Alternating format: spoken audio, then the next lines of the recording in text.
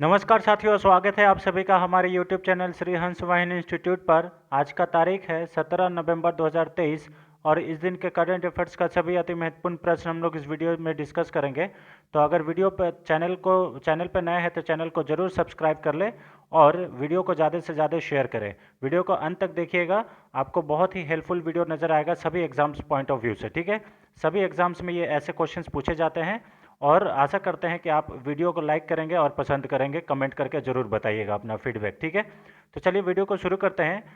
आज का मोटिवेशन देख लेते हैं। No exact recipe for today, gather all available ingredients and wipe your self up something delicious. बिल्कुल सही बात है। अगर ये एजुकेशंस में हम इसको लागू करते हैं तो ये बहुत ही अच्छा चीज़ बन के आएगा। आप सोचिए कि आप जो चाहत रखते हैं सक्सेसफुल होने का, वो एक दिन में प्राप्त नहीं होता है, बल्कि आप डेली कुछ न कुछ करते रहते हैं, तब जाके एक दिन कुछ बढ़िया बन के आता है जिसे हम लोग सक्सेसफुल कहते हैं। ठीक है, इसीलिए ये चीज़ याद रखिएगा कि जितने भी ग्रेडियंट्स हैं, यानी कि आप पढ़ाई कर रहे हैं तो डिफरेंट टाइप्स ऑफ बुक्स पढ़िए, मैगजीन पढ़िए, है ना, और अपना जो ज्ञान है उसको बढ़ाइए। और एक दिन ये जो रेसिपी आप इकट्ठा कर रहे हैं, उससे एक दिन बहुत बढ़िया टेस्टी डिलीशियस बन के आएगा फूड, या मतलब जो आपका अचीवमेंट है वो हम लोग को नज़र आएगा सक्सेसफुल के रूप में। ठीक है, तो इसी लीजिए आप मेहनत करते रहिए और आगे बढ़ते रहिए। चलिए, इसी को मोटिवेशन के साथ आज का पहला क्वेश्चन देख लेते हैं। बहुत ज़्यादा इंपॉर्टेंट है आईआर पॉइंट ऑफ व्यू से, international relation point of view से। हाल ही में 17 नवंबर 2023 को, यानी कि आज, voice of Global South summit के दूसरे संस्करण का उद्घाटन किसने किया? तो आज जो voice of Global South summit के दूसरे संस्करण का जो उद्घाटन है वो प्रधानमंत्री नरेंद्र मोदी जी के द्वारा किया गया है। ऑप्शन नंबर बी इसका सही आंसर है। ठीक है, ये याद कर लीजिएगा। यहाँ पे देखिए, भारत एक साल से भी कम समय में दूसरे Voice of Global South Summit शिखर सम्मेलन की मेजबानी कर रहा है। पीएम मोदी सबका साथ सबका विकास सबका विश्वास विषय पर पहले सत्र का उद्घाटन किए। शिखर सम्मेलन में राष्ट्र अध्यक्षों और सरकारों के प्रमुख के लिए उद्घाटन और समापन सत्र के साथ 10 सत्र होंगे। Virtual voice of Global South summit में ग्लोबल साउथ में 125 देशों ने हिस्सा लिया। शिखर सम्मेलन में ग्लोबल साउथ के सदस्यों के विदेश मंत्री, शिक्षा मंत्री, ऊर्जा मंत्री और वाणिज्य मंत्री भी भाग लिए हैं, इसमें ऐसा बोला जा रहा है। ठीक है, तो 125 देश इसमें शामिल हुए और उस देश के सभी विदेश मंत्री, शिक्षा मंत्री, ऊर्जा मंत्री और वाणिज्य मंत्री भी इसमें शामिल थे। ठीक है, शिखर सम्मेलन में गाजा पट्टी में इजरायली सैन्य अभियान पर भी चर्चा की जाएगी, ऐसा यह हुआ है। शिखर सम्मेलन सहित G20 अध्यक्षता पर भी चर्चा की जाएगी कि इस बार जो भारत जो अध्यक्षता कर रहा था और अगला बार कौन करेगा ना G20 का अध्यक्षता। चलिए, अब ये G20 ये global south, voice of Global south क्या है? तो देखिए, पीएम मोदी ने कहा कि वॉइस ऑफ ग्लोबल साउथ जो है ये 21वीं सदी की बदलती हुई दुनिया का सबसे अनूठा मंच है। भौगोलिक रूप से ग्लोबल साउथ हमेशा से रहा है, लेकिन उसे इस प्रकार के आवाज़ पहली बार मिल रहा है। यह हमारे साझा प्रयासों से हो पाया है। ठीक है, हम 100 से अधिक देश हैं, अलग अलग देश हैं, लेकिन हमारे हित समान हैं। मतलब हमारा जो मोटिव है वो सेम है, हमारी जो प्राथमिकताएं हैं, यानी कि जो मेरा प्रायोरिटी है वो भी हम लोग का सेम है। ठीक है, या इसलिए भारत जो है वो वॉइस ऑफ ग्लोबल साउथ, यानी कि जितने भी साउथ में जो देश हैं उसका एक आवाज़ बन करके आया है, ये याद कर लीजिएगा। ठीक है, और इसका उद्घाटन किसके द्वारा किया गया है? प्रधानमंत्री नरेंद्र मोदी के द्वारा वर्चुअली, ये याद कर लीजिएगा। Special virtual summit to host by India, ये देख लीजिए, इंपॉर्टेंट है ना। पहला समिट देखिए 2023 में ही 12 से 13 जनवरी को किया गया था और इस बार 17 नवंबर को किया गया है, ये भी याद कर लीजिएगा। ठीक है, इंपॉर्टेंट है। यहाँ पे प्रधानमंत्री नरेंद्र मोदी जी के द्वारा कहा गया कि हम लोग ग्लोबल साउथ में लगभग 100 देश से अधिक हैं, लेकिन सबका क्या है? एक ही हित है, एक ही प्राथमिकताएं हैं। ठीक है, और जो थीम था, मतलब जो पहला ग्लोबल समिट हुआ था उसका क्या थीम था? तो unity of voice, unity of purpose, ये याद कर लीजिएगा, इंपॉर्टेंट है ना। India will host a special virtual summit, voice of Global South summit, ये याद कर लीजिएगा। जनवरी में इसका हुआ था पहला वाला। ठीक है, ये दूसरा वाला अभी हो रहा है।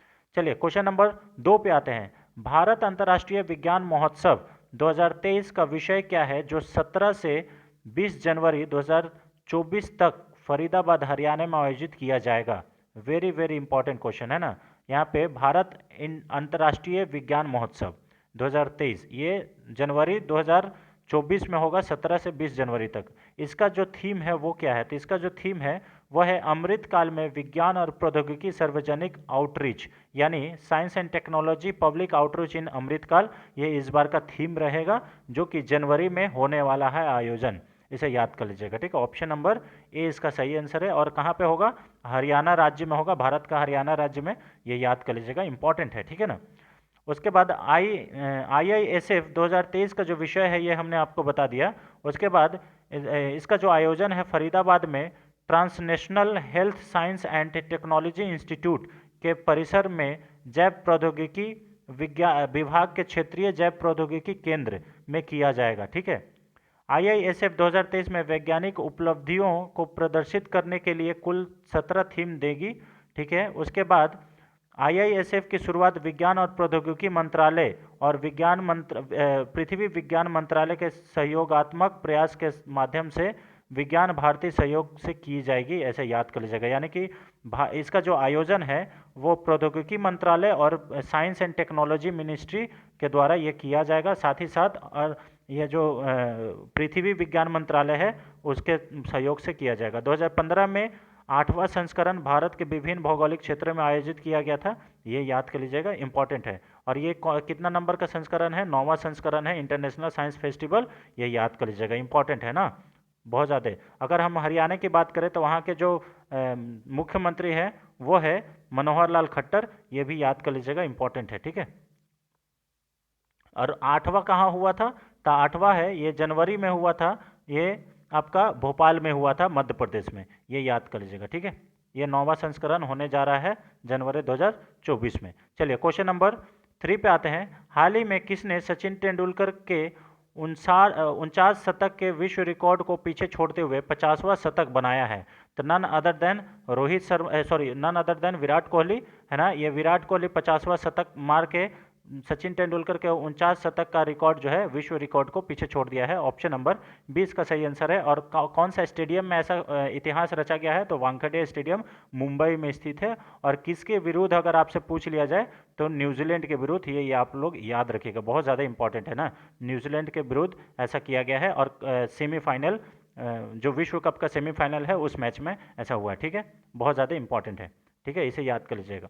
अब यहाँ पे देखिए विराट कोहली ने ICC विश्व कप में वानखेड़े स्टेडियम में न्यूजीलैंड के खिलाफ वनडे में अपना 50वां शतक पूरा किया। विराट कोहली ने 106 गेंदों पर शतक लगाया और इस मुकाम पर पहुंच गए, ठीक है। उन्होंने सिर्फ 269 पारियों में ये 50 शतक लगाया है, जबकि सचिन तेंदुलकर 452 पारियों में 49 शतक लगाए हैं। तो ये भी याद कर लीजिएगा कि ये कितना पारी में लगाए हैं, तो 279 पारी जो है, मतलब 279, इसमें 50 शतक लगा दिया है। विराट कोहली एक विश्व कप संस्करण में 700 रन बनाने वाले पहले भारतीय बल्लेबाज बने हैं, ये भी याद कर लीजिएगा, इंपॉर्टेंट है। वनडे में सबसे ज़्यादा रन बनाने के मामले में विराट कोहली सचिन तेंदुलकर और कुमार संगकारा से पीछे हैं। यानी कि सचिन तेंदुलकर और कुमार संगकारा जो कि श्रीलंका के खिलाड़ी थे, उनसे वनडे में सबसे ज़्यादा रन बनाने के लिए मतलब थोड़ा सा ही पीछे हैं सचिन तेंदुलकर से और कुमार संगकारा से, ठीक है। वानखेड़े स्टेडियम में न्यूजीलैंड को 70 रनों से हराकर भारत ने ICC विश्व कप के फाइनल में प्रवेश किया। और ये जो है संडे को भारत और ऑस्ट्रेलिया का फाइनल मैच जो है वो अहमदाबाद के नरेंद्र मोदी स्टेडियम में खेला जाएगा, आप लोग को सभी को मालूम है, ठीक है ना। चलिए अब यहाँ पे आते हैं कि विश्व कप के इतिहास में दोहरा शतक लगाने वाले पहले खिलाड़ी कौन थे? तो वो थे क्रिस गेल, ये वेस्ट इंडीज़ के खिलाड़ी। और ये कहाँ पे लगाए थे? तो कैनबरा में जिम्बाब्वे के खिलाफ। कितना रन बनाए थे? तो 215 रन। और दूसरे जो खिलाड़ी अगर आपसे पूछ लिया जाए कि विश्व कप में दूसरे बैट्समैन कौन है जो दोहरा शतक लगाए हैं, तो मार्टिन गप्टी लगाए हैं दोहरा शतक। और इन्होंने कितना रन बनाया है? तो नाबाद 237 रन। और ये किसके साथ बनाए थे? सर्वोच्च स्कोर है, ये याद कर लीजिएगा, ठीक है ना, इंपॉर्टेंट है। और ये वेस्ट इंडीज़ के खिलाफ लगाया था 2015 में ही। और तीसरे, ये वाला बहुत ज़्यादा इंपॉर्टेंट है, अफगानिस्तान के खिलाफ ग्लेन मैक्सवेल जो कि ऑस्ट्रेलिया के हैं खिलाड़ी, 201 रन बना के तीसरे बल्लेबाज बन गए हैं विश्व कप के इतिहास में दोहरा शतक लगाने वाले, ठीक है। ये याद कर लीजिएगा, इंपॉर्टेंट है ना। किसके खिलाफ लगाए हैं? तो अफगानिस्तान के खिलाफ, ठीक है। जब ग्लेन मैक्सवेल चोटिल हुए थे, अकेला अपना टीम को जिताए हैं और 201 रन नवाद मैच को जिताकर अपना टीम को जिताएं। अब यहाँ पे देखिए, अभी हाल ही में ICC cricket hall of fame में भारतीयों को शामिल किया गया है, तो वो कौन कौन से भारतीय हैं? सहवाग को शामिल किया गया है और एडुलजी को शामिल किया गया है, जो कि भारत की महिला क्रिकेट की कप्तान रह चुके हैं, और ये डिसिल्वा को शामिल किया गया है, ये अरविंद अरविंद डिसिल्वा, जो कि श्रीलंका के खिलाड़ी थे। याद कर लीजिएगा। अगर आपसे पूछ लिया जाए कि आईसीसी हॉल ऑफ फेम में कितने कुल कितने भारतीयों को शामिल किया गया है, तो 9 इसका आंसर सही होगा। 9 भारतीयों को आईसीसी हॉल ऑफ फेम में शामिल किया गया है, ये याद कर लीजिएगा ऑप्शन। ठीक है, इसमें से कौन कौन है? सचिन तेंदुलकर, राहुल द्रविड़, अनिल कुंबले, कपिल देव, विशन सिंह वैदिक, सुनील गावस्कर, सहवाग, एडुलजी और एक और हैं, उनका नाम क्या है? विनोद माकंड, ये याद कर लीजिएगा। ठीक है, अभी हाल ही में सिराज जो है वो आईसीसी नंबर 1 बॉलर बन गए थे, याद कर लीजिएगा। लेकिन अभी जो कल सेमीफाइनल हुआ ऑस्ट्रेलिया और साउथ अफ्रीका में, उसमें जो है महाराज जो है साउथ अफ्रीका का, वो नंबर 1 अभी बॉलर बन गए हैं, ये याद कर लीजिएगा, लेटेस्ट अपडेट है। ठीक है, चलिए क्वेश्चन नंबर 4 पे आते हैं। निम्नलिखित में से किस देश ने हमास को आतंकी संगठन के रूप में नामित नहीं किया है? तो देखिए, सारे देश आतंकवादी संगठन के रूप में हमास को नामित किया है, लेकिन अभी तक पाकिस्तान जो है यह इसको आतंकवादी संगठन नहीं मानता है और नहीं घोषित किया। ऑप्शन नंबर सी इसका सही आंसर है। अब यहाँ पे देखिए, हमास जो है, हमास और इजराइल का बीच जो युद्ध है वो अभी तक चल ही रहा है, आप लोग को मालूम होगा।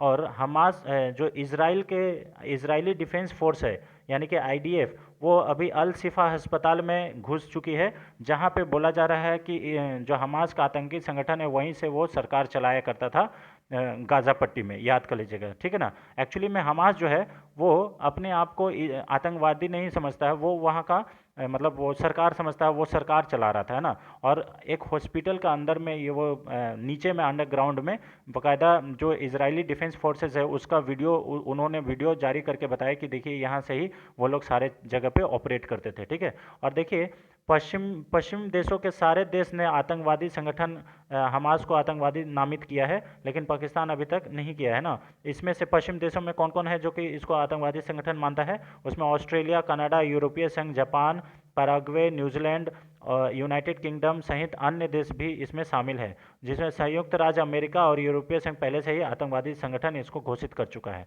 ठीक है, ये याद कर लीजिएगा। अल शिफा गाजा पट्टी का सबसे बड़ा अस्पताल है, ये याद कर लीजिएगा। यहीं पे अभी इजरायली डिफेंस फोर्सेस पहुंच गया है, और जहां से वो लोग अपना पार्लियामेंट चलाते थे उस पर इजरायली डिफेंस फोर्सेस का कब्जा हो चुका है। इसराइल और अमेरिका ने दावा किया है कि अस्पताल में हमास का कमांड बेस है, ऐसा इन्होंने बताया है बाकायदा वीडियो जारी करके। अब आइए, हमास क्या है? तो हमास का मतलब होता है हरकत अल मुकावामा अल इस्लामिया। ठीक है, इस्लामिक प्रतिरोध आंदोलन।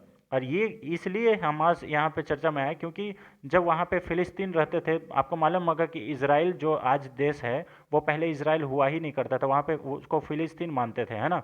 तो 1947 के समय में वो धीरे धीरे इजराइल फिलिस्तीन को कब्जाते गया, और आज इजराइल जो है वो एक देश बन के आया है, और उसको सबसे पहले मान्यता कौन दिया एज ए देश के रूप में? अमेरिका दिया था, ये याद कर लीजिएगा। इसका उदय 1987 में प्रथम फिलिस्तीनी विद्रोह के दौरान हुआ था। इसकी स्थापना फिलिस्तीनी इमाम और कार्यकर्ता जो अहमद यासीन है उसने किया था हमास का स्थापना। यह इजराइल के खिलाफ सशस्त्र प्रतिरोध और इजराइल के स्थान पर एक इस्लामिक फिलिस्तीन राज्य का निर्माण करने के लिए प्रतिबद्ध है, यानी कि वो एक इस्लामिक स्टेट बनाना चाहता है इजराइल को फिलिस्तीन के रूप में। ठीक है, हमास एक फिलिस्तीनी इस्लामी आतंकवादी समूह है जो कि गाजा पट्टी पर शासन करता है, और गाजा पट्टी और वेस्ट बैंक दोनों जगह पे, ये याद रखिएगा। ठीक है, हमास ने इजराइल के विनाश की कसम खाई है, और 2007 में गाजा में सत्ता संभालने के बाद इजराइल के साथ कई लड़ाई भी है,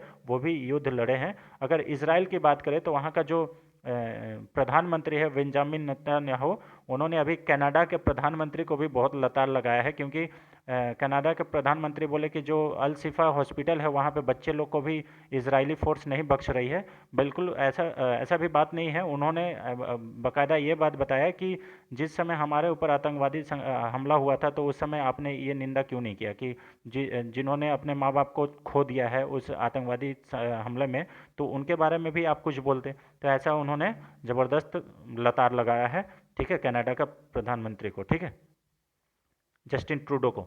चलिए क्वेश्चन नंबर 5 पे आते हैं। हाल ही में राष्ट्रीय प्रेस दिवस कब मनाया जाता है? तो ये मनाया गया है 16 नवंबर को। ऑप्शन नंबर डी इसका सही आंसर है, राष्ट्रीय प्रेस दिवस। अगर हम लोग वर्ल्ड प्रेस फ्रीडम इंडेक्स का बात करें तो वर्ल्ड प्रेस फ्रीडम इंडेक्स जो है वो भारत में कितने नंबर का है, तो अभी 180 देशों में 180 देशों में भारत का रैंक जो है वो कितना है, 180 देशों में भारत का rank world press freedom index में 161 180, यानी कि 180 देशों में भारत का 161वां देश है वर्ल्ड प्रेस फ्रीडम इंडेक्स में। यानी कि किसी देश का उसके यहाँ के प्रेस कितना स्वतंत्र है वो दर्शाता है इस रैंकिंग से, ठीक है। अब देखिए 1966 में भारतीय प्रेस परिषद की स्थापना स्मृति में प्रतिवर्ष 16 नवंबर को यह मनाया जाता है।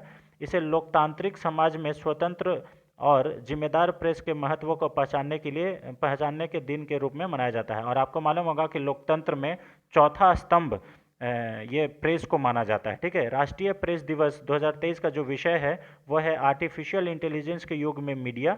ये इस बार का थीम है, ये याद कर लीजिएगा, ठीक है, इंपॉर्टेंट है। प्रथम प्रेस आयोग की सिफारिश से 4 जुलाई 1966 को भारतीय प्रेस परिषद का गठन किया गया था। भारतीय प्रेस परिषद एक वैधानिक और अर्ध न्यायिक निकाय है। इसे वर्ष 1980 में प्रेस काउंसिल अधिनियम 1978 के तहत पुनः स्थापित किया गया था दोबारा, ये याद कर लीजिएगा। न्यायमूर्ति रंजना प्रकाश देसाई भारतीय प्रेस परिषद के वर्तमान में अध्यक्ष है, ये भी याद कर लीजिएगा, ठीक है। अगर हमारे द्वारा दिया गया कंटेंट आपको अच्छा लगता है तो वीडियो को ज़्यादा से ज़्यादा लाइक करें फ्रेंड्स, ताकि हमारा भी मोटिवेशन बना रहे, ठीक है। ऐसे ही हम आपके लिए और भी बेहतरीन कंटेंट बना के डिफरेंट सब्जेक्ट्स को भी आपके सामने टेक्स्ट बुक के सामने, मतलब टेस्ट के जैसा आपके सामने लेके आए, मॉक टेस्ट, ठीक है। चलिए क्वेश्चन नंबर 6 पे आते हैं। ट्रांसपोर्टर 9 मिशन निम्नलिखित में से किस देश से संबंधित है, तो ये यूएसए से संबंधित है। यूएसए का एक कंपनी है जिसका नाम है फाल्कन, है ना, सॉरी, उसका मतलब फाल्कन 9 रॉकेट का नाम है। और उस कंपनी का नाम क्या है, उस कंपनी का नाम है आपका स्पेस एक्स। क्या नाम है, स्पेस एक्स, है ना। तो ये जो स्पेस एक्स है ये इसके मालिक कौन है, तो एलॉन मस्क है, ये याद कर लीजिएगा। इसका आंसर कौन सा है, यूएसए, है ना। ये जो ट्रांसपोर्टर 9 मिशन है ये क्या है, स्पेस एक्स के फाल्कन 9 रॉकेट ने कैलिफोर्निया के कैम्बेड स्पेस फोर्स बेस से ट्रांसपोर्टर 9 मिशन को सफलतापूर्वक लॉन्च कर दिया। और यहाँ पे स्पेस मिशन की जानकारी के अनुसार ये फाल्कन 9 स्टेज बूस्टर का 12वां लॉन्च और लैंडिंग है। आप सोचिए ये फाल्कन 9 ऐसा रॉकेट है जो मतलब रीयूजेबल है, दोबारा ये ऊपर जाके सफलतापूर्वक नीचे आके बाकायदा अपने से लैंड भी कर जाता है, ये याद कर लीजिएगा। और इसके मालिक कौन है, एलॉन मस्क है, जो कि टेस्ला के भी मालिक हैं, है ना, याद कर लीजिएगा। अगर हम स्पेसएक्स की बात करें तो संस्थापक एलॉन मस्क और टॉम मुलर हैं। मुख्यालय यहाँ पे कैलिफोर्निया यूएसए में है। स्थापना 14 मार्च 2002 को स्पेसएक्स की स्थापना की गई थी। सीईओ कौन है, एलॉन मस्क ही है मई 2002 से। और सीओओ कौन है, तो ग्वेने शॉर्टवेल है, ये याद कर लीजिएगा, इंपॉर्टेंट है ना। ये एक नासा मतलब अमेरिका का एक प्राइवेट अंतरिक्ष एजेंसी कंपनी है, ये याद कर लीजिएगा, ठीक है। यहाँ देखिए इसमें क्या किया गया है एलोन मस्क के द्वारा कि हम जो है वो बहुत जल्द ही इस अंतरिक्ष में मनुष्य को ट्रैवल करवाएंगे, एज ए टूरिस्ट स्पॉट वहाँ पे डेस्टिनेशन बनाएंगे। और इसीलिए ये रॉकेट को लॉन्च किया गया है, ये याद कर लीजिए। फाल्कन 9 से कौन सा मिशन है, तो ट्रांसपोर्टर 9 मिशन है, ये याद कर लीजिएगा। चलिए क्वेश्चन नंबर 9 पे आते हैं, सॉरी क्वेश्चन नंबर 7 पे आते हैं। हाल ही में किस भारतीय क्रिकेटर ने वनडे विश्व कप में सबसे तेज शतक लगाया, तो यहाँ पे भारतीय क्रिकेटर पूछा है, इसलिए इसका सही आंसर कौन हो जाएगा, केएल राहुल। केएल राहुल ने सबसे तेज विश्व कप में सबसे तेज शतक लगाया है, ऑप्शन नंबर सी इसका सही आंसर है। यहाँ पे केएल राहुल ने 62 गेंदों पर शतक लगा दिया है, ठीक है। और उन्होंने जो है ये और उन्होंने 63 गेंदों पर शतक लगाने वाले रोहित शर्मा को रिकॉर्ड को तोड़ दिया है। वह राहुल द्रविड़ के बाद विश्व कप शतक बनाने वाले दूसरे भारतीय विकेट कीपर बन गए हैं। अगर विकेट कीपर का बात करें तो राहुल द्रविड़ के बाद इनका नंबर आता है। और ऐसे सबसे तेज भारतीय में केएल राहुल का नाम आता है, ये भी याद कर लीजिएगा, ठीक है। वह राहुल द्रविड़ के बाद यहाँ पे हमने बता दिया, भारत पहली ऐसी टीम बन गई है जिसके 5 बल्लेबाजों ने वनडे विश्व कप की एक पारी में 50 या उससे अधिक रन बनाए हैं। रोहित शर्मा एक विश्व कप संस्करण में 500 या उससे अधिक रन बनाने वाले पहले भारतीय कप्तान बन गए हैं, ये याद कर लीजिएगा। अगर आपसे ऐसा ही क्वेश्चन पूछ ले कि निम्नलिखित में से कौन सा भारतीय कप्तान जो है एक ही विश्व कप संस्करण में 500 से अधिक रन बनाया, तो उसका सही आंसर रोहित शर्मा होगा।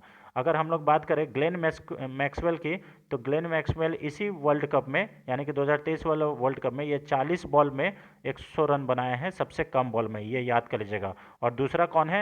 एडन मार्क्रम, जो कि साउथ अफ्रीका के खिलाड़ी हैं, ये 49 बॉल में 106 रन बनाए हैं श्रीलंका के खिलाफ 7 अक्टूबर 2023 को।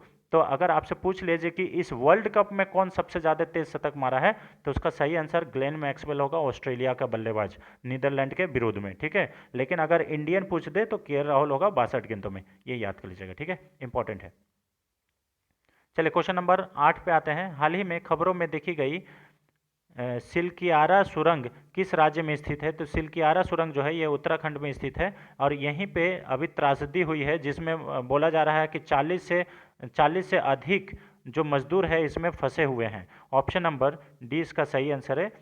यहाँ पे ये इसमें त्रासदी हुई है और इसके वजह से इसमें 40 से अधिक जो मजदूर है वो फंसे हुए हैं। मजदूरों को सुरक्षित बाहर निकालने के लिए राहत एवं बचाव अभियान वहाँ पे चलाया जा रहा है SDRF के टीम के द्वारा, है ना, state disaster relief fund force के द्वारा यहाँ पे SDRF का टीम पहुँच के वहाँ पे जो मजदूर है उसको बचाया जा रहा है। राज्य के उत्तरकाशी जिले में ब्रह्मखाल यमुनोत्री राष्ट्रीय मार्ग पर सिल्कियारा से डुंडाल गांव तक निर्माणाधीन सुरंग ढह गई है, ठीक है ना, ये ढह गया था, और सुरंग 12,000 करोड़ रुपए की 4 धाम जो परियोजना है उसमें ये हिस्सा था, इसलिए, और इसी की वजह से इसमें 40 से ज़्यादा जो ये है वो फंसे हुए हैं, इसलिए थोड़ा सा इसको ध्यान में रखना ज़्यादा ज़रूरी है, ठीक है।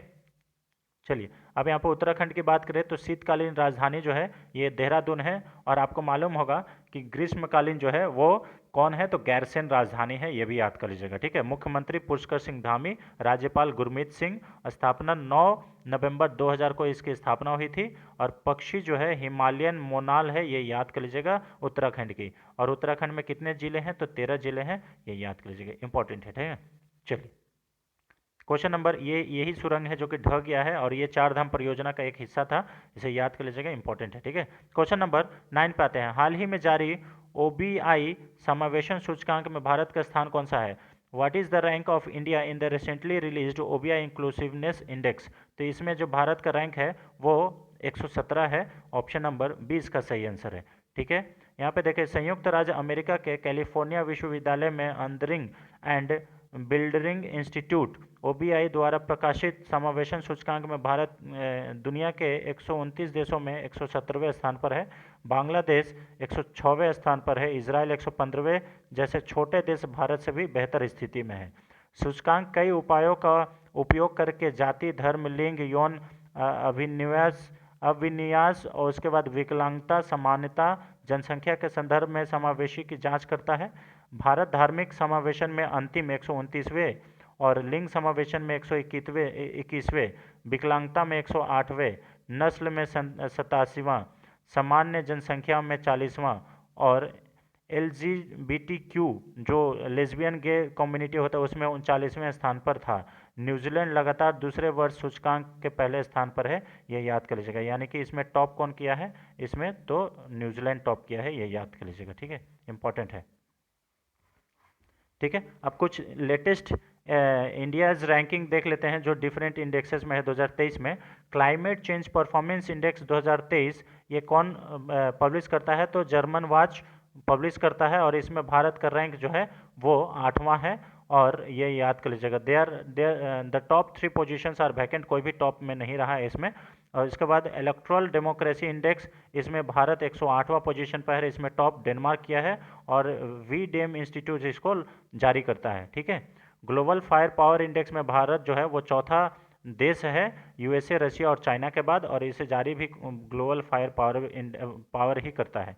ग्लोबल टेररिज्म इंडेक्स में भारत की रैंक 13वां है, इसमें टॉप कौन है? तो अफगानिस्तान है। इसे जारी कौन करता है? तो institute for economic and peace ये जारी करता है। ग्लोबल इनोवेशन इंडेक्स 2023 में भारत का जो रैंक है वो 42 है, और इसमें टॉप जो है USA, UK एंड फ्रांस तीनों मिल के किया है, और इसे जारी कौन करता है? तो world intellectual property organisations WIPO के द्वारा इसे जारी किया जाता है, ग्लोबल इनोवेशन इंडेक्स, ये याद कर लीजिए। कुछ इंडेक्सेस है जो कि आने वाले सभी एग्जाम्स में बेहद इंपॉर्टेंट है, पूछे जाते हैं, ठीक है। हेनले पासपोर्ट इंडेक्स में भारत की रैंक जो है वो 84 है। इसे जारी करता है Henley and partners collaboration with the IATA, और इसमें Japan and Singapore, South Korea, Germany और स्पेन जो है ये टॉपर है। पासपोर्ट इंडेक्स 2023 में बात करें तो इसका जो सिर्फ पासपोर्ट इंडेक्स बात करें तो 144वां स्थान है भारत का, और फाइनेंशियल एडवाइजरी फर्म आर्टन कैपिटल इसे जारी करता है। इसमें UAE, स्वीडन और जर्मनी टॉप पर है। पासपोर्ट इंडेक्स 2023 ये दोबारा हो गया है। उसके बाद वर्ल्ड हैप्पीनेस इंडेक्स जो है ये भारत में 126वां स्थान है। भारत का रैंक जो है 126वां है खुशहाली सूचकांक में, और इसमें टॉप पर है फिनलैंड, डेनमार्क और आइसलैंड, ये याद कर लीजिएगा। इसे जारी कौन करता है? United nation sustainable development solution network के द्वारा इसे जारी किया जाता है, वर्ल्ड हैप्पीनेस रिपोर्ट 2023, ठीक है, यानी कि खुशहाली सूचकांक, ठीक है, इंपॉर्टेंट है, ठीक है। चलिए क्वेश्चन नंबर 10 पे आते हैं फ्रेंड्स, आज का लास्ट क्वेश्चन। हाल ही में विश्व दर्शन दिवस कब मनाया गया है? When world philosophy day is celebrated. तो ये वर्ल्ड फिलोसॉफी डे जो है ये 16 नवंबर को मनाया जाता है। ऑप्शन नंबर सी इसका सही आंसर है। अब इससे रिलेटेड देखिए कुछ फैक्ट्स देख लेते हैं। विश्व दर्शन दिवस हर साल नवंबर के तीसरे गुरुवार को मनाया जाता है, तो इस बार ये 16 तारीख को पड़ा था, ये याद कर लीजिएगा। नवंबर का गुरुवार, तीसरे जो गुरुवार आएंगे उस दिन मनाया जाता है। ये यूनेस्को द्वारा घोषित एक अंतर्राष्ट्रीय दिवस है। इससे पहली बार 21 नवंबर 2002 को मनाया गया था। इस दिन का मुख्य उद्देश्य है दार्शनिक विश्लेषण, अनुसंधान और प्रमुख समसामयिक मुद्दों के अध्ययन के महत्व के बारे में जागरूकता बढ़ाना, ठीक है। तो ये इम्पोर्टेंट है, इसे याद कर लीजिएगा, ठीक है। चलिए अब कुछ नवंबर के दिवस के बारे में पढ़ लेते हैं। तो विश्व शाकाहारी दिवस 1 नवंबर को मनाया जाता है। ऑल सेंट्स डे ये भी 1 नवंबर को मनाया जाता है। राज्य उत्सव, कर्नाटक का राज्य उत्सव यानी कि स्थापना दिवस 1 नवंबर को ही मनाया जाता है। ऑल सोल्स डे ये 2 नवंबर को मनाया जाता है। परुमाला पेरुननन जो दिवस है ये 2 नवंबर को मनाया जाता है, ये फेस्टिवल है। विश्व जेली फिश दिवस ये 3 नवंबर को मनाया जाता है। विश्व सैंडविच दिवस ये भी 3 नवंबर को मनाया जाता है। उसके बाद विश्व सुनामी जागरूकता दिवस ये 5 नवंबर को मनाया जाता है। राष्ट्रीय नाचोस दिवस ये 6 नवंबर को मनाया जाता है। युद्ध और सशस्त्र संघर्ष में पर्यावरण के शोषण को रोकने के लिए अंतर्राष्ट्रीय दिवस जो है ये 6 नवंबर को मनाया जाता है। राष्ट्रीय आयुर्वेद दिवस ये 8 नवंबर को मनाया जाता है, इसे याद कर लीजिएगा, इंपॉर्टेंट है ये वाला, है ना, राष्ट्रीय आयुर्वेद दिवस, ठीक है, इंपॉर्टेंट है, 8 नवंबर। राष्ट्रीय कानूनी सेवा दिवस ये 9 नवंबर को मनाया जाता है। अंतर्राष्ट्रीय विज्ञान और शांति सप्ताह ये 9 नवंबर से 15 नवंबर तक मनाया गया, ये भी याद कर लीजिएगा, राष्ट्रीय विज्ञान और शांति सप्ताह, ठीक है।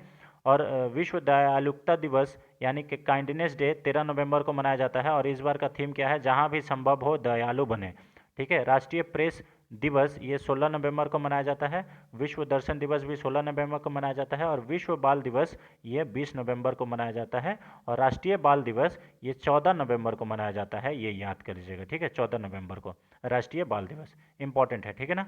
तो ये रहा फ्रेंड्स आज का 10 अति महत्वपूर्ण प्रश्न, जो कि आने वाले सभी प्रतियोगी परीक्षाओं के लिए बेहद महत्वपूर्ण होगा। चाहे आप किसी भी एग्जाम्स के लिए प्रिपरेशंस कर रहे हो, हमारा ये सेशन आपको जरूर लाभकारी सिद्ध होगा। अगर वीडियो को पसंद करते हैं तो इसे लाइक करें, ज़्यादा से ज़्यादा शेयर करें, चैनल पर नए हैं तो चैनल को जरूर सब्सक्राइब कर लें, अन्य लोगों के साथ भी शेयर करें, ठीक है। Thanks for watching friends, thank you so much. मिलते हैं नेक्स्ट वीडियो में, तब तक के लिए जय Hind, thank you so much.